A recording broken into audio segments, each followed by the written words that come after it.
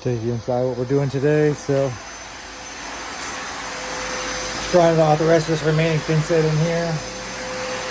There was vinyl in here, but we grinded it down. Now you can see the lines that are showing. Dust extracting. Get the grinder out of here in a second, but some remaining carpet glue.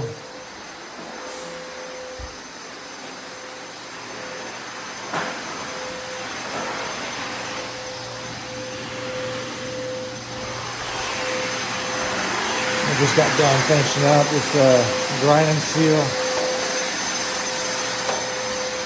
on this terrazzo here. They didn't want any of these holes filled, so, and of course, as we put the sealer on, the owner decided to walk on it, but they didn't want to pay to have it regrinded or resanded.